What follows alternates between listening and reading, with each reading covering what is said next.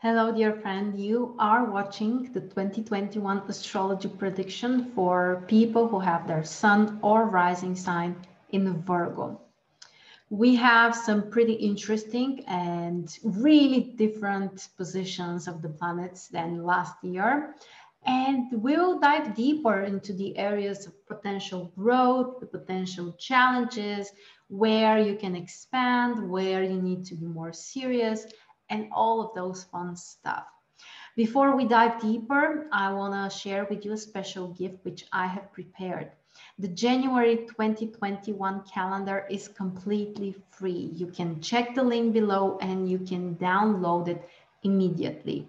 If you are interested, you can also get the full version of the calendar, which comes together with the in-depth webinar. Check the links and I would love for you to join us. Let's jump straight into the most important astrology events during 2021. Jupiter and Saturn are both moving into Aquarius. During 2020, they were together in Capricorn for the most part of the year. Now they are ingressing your sixth house.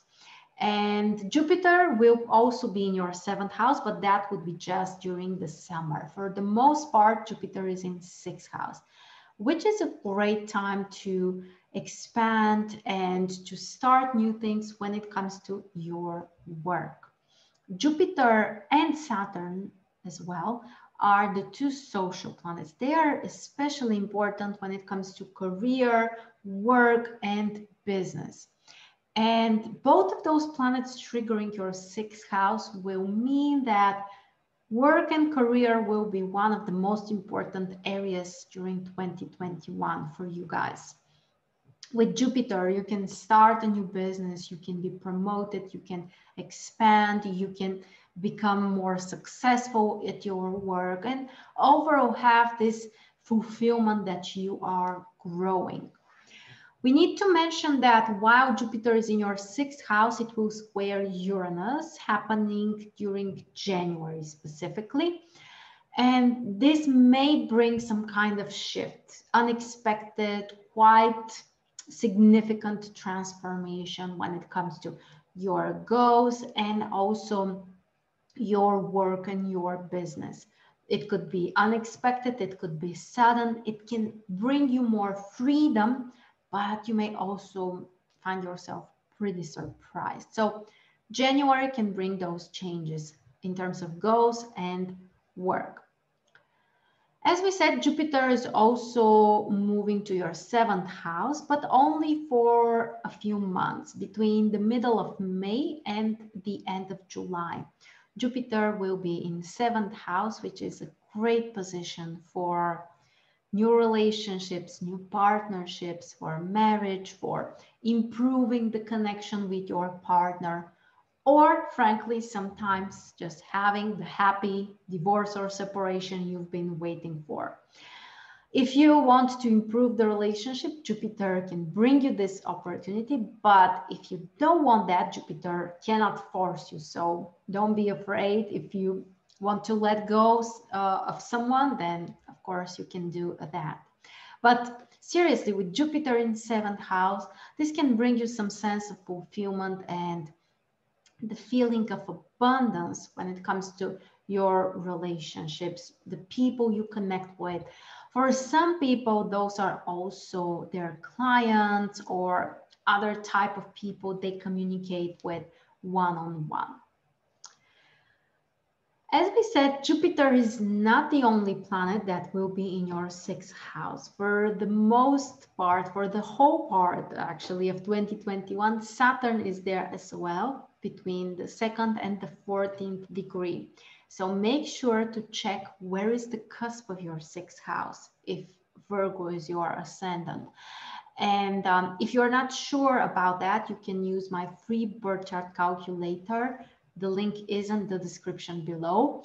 Check the cusp of your sixth house. If it's somewhere between the 2nd and the 14th degree of Aquarius, then yes, Saturn will cross that cusp. And this will be an important time to reorganize your work, your efforts, your daily routines and habits, maybe focus more on time management or really becoming a better manager of your tasks and your work, basically. There might be also a need to restructure something. For some people, it could be time to maybe stop doing something, concentrate on something new. So it's a mixture, because remember, we have both Jupiter and Saturn. So even if Saturn brings you some kind of issue at work, maybe you need to stop for a while, or they're letting you go or whatever. The good news is that with Jupiter's support, this will probably be a temporary situation. So you may start something new and hopefully it will actually be even better. It's very important also to be more serious and more responsible about health. Saturn in 6th house wants us to really manage our effort, our energy better. And if you have some chronic diseases or illnesses, maybe you need to address that. Maybe you need to be more cautious about this area of your life. And some potentially challenging periods are during February, June, and December, when Saturn in your 6th house will square Uranus in your 9th house. This may bring something unexpected when it comes to your work, your business, your health. You may need to drastically change your daily routines, your habits. Sometimes it could be a phase of stop doing something, like quitting a job, maybe searching for something new, and overall reevaluation of your goals. It may also be an important period when it comes to education. So if this is a relevant area for you, something you are focusing on, then those couple of months may bring some kind of challenges or something you need to overcome. Okay, moving on to Uranus. So Uranus is in Taurus, which is a supportive position. This is an earth sign, just like Virgo. So overall, Uranus can be your friend. And even, especially actually, if your sun or rising sign is between the 7th and the 15th degree, Uranus will have a trine with your sun or rising sign, which can be especially positive for creativity, for self-expression, for having more freedom, more independence and variety in your life. Uranus in 9th house can bring new ideas, new goals, new vision about the future. It's an amazing aspect for learning astrology or something which is extraordinary. And that's especially important if the cusp of your 9th house is between those degrees, 7th or between 7th and the 15th degree in Taurus. Next, we have Neptune, which is in your 7th house and will be especially important if your sun or rising sign is between the 19th and the 24th degree. If that's the case, Neptune will have an opposition with your sun or rising sign. And yes, my friends, this could bring some confusion. And Virgo people typically are not very open to this type of Neptunian mess and confusion and complications, but at least for a while you need to face with that. And the good part of this transit is that you can be so much more intuitive. It's a great time for creativity, for doing something nice for other people, maybe doing some kind of sacrifice. But again, Neptune is Neptune, and it might bring complications, messy, foggy, confusing situations. And if Neptune crosses the cusp of your 7th house, which means that your cusp of 7th house needs to be between the 19th and the 24th degree, then this can bring complications in your personal life, in your relationships. Neptune can bring sometimes love triangles or other type of complicated, unclear situations. So yes, relationships can be more difficult if Neptune is crossing your 7th house or makes an opposition with your sun. The last outer planet is Pluto, which is in a very harmonious position. Pluto is in Capricorn, another earth sign, which can allow you to receive the benefits of this Plutonian energy. It can feel very empowering, and also you can be very passionate about something, especially if Pluto trines your rising sun or your sun between the 25th and the 27th degree. Those are the exact positions. Pluto can bring dedication and commitment and passion and so much focus.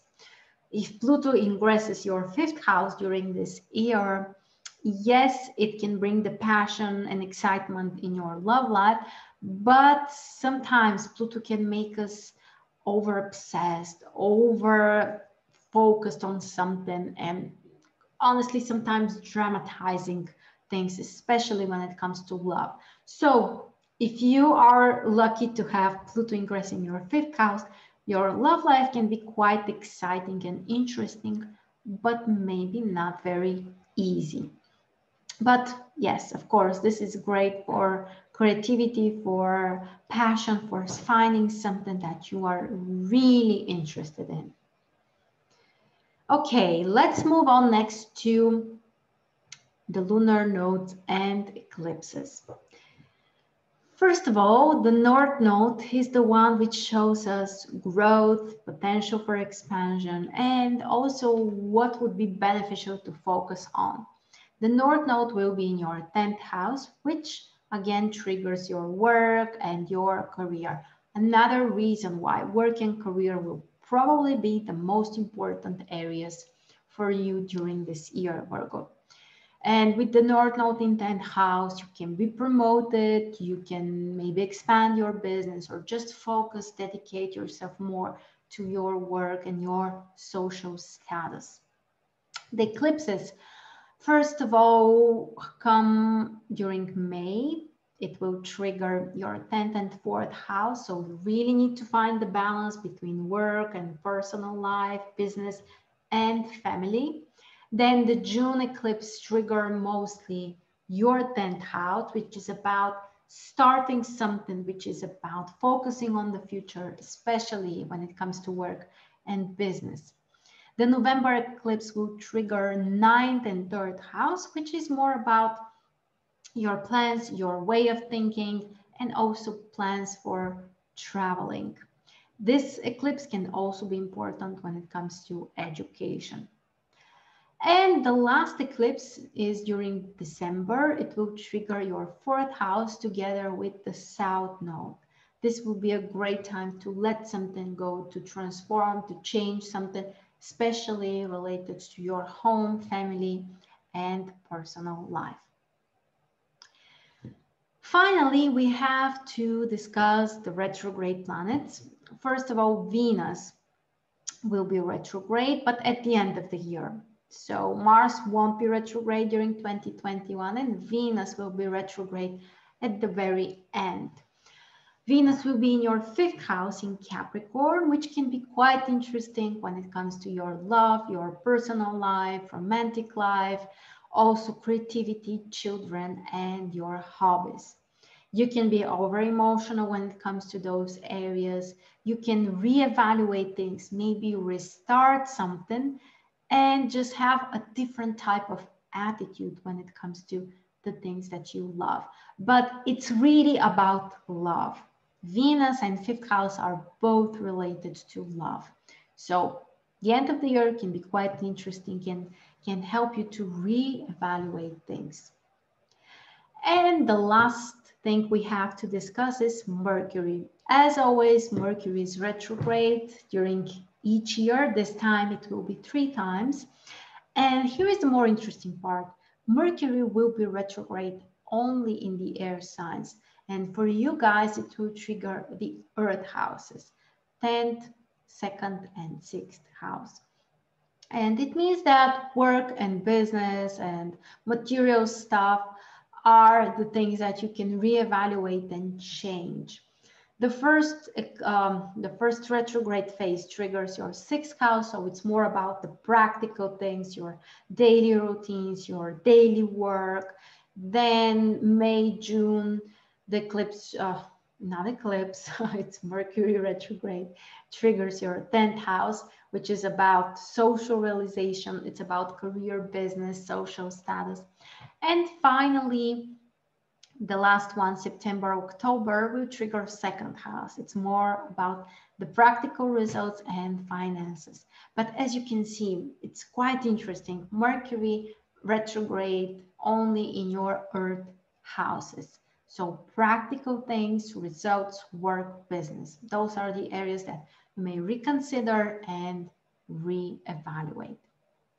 So this, my friends, is your forecast for 2021. Remember, 6th house is really important, and also 10th house. Jupiter and Saturn in 6th, the North Node in 10th. Work, business, social work. That's the theme of the year for most of you. And again, don't forget your free January calendar. The link is below. Also, if you like it, you can get the full version of the calendar for the whole year, which comes with an in-depth webinar. We'll talk about all of those astrology events, how they can impact us, how we can do even more to be the best that we can during the year. Thank you so much for joining me. It was a real pleasure for me, and I will catch you next time.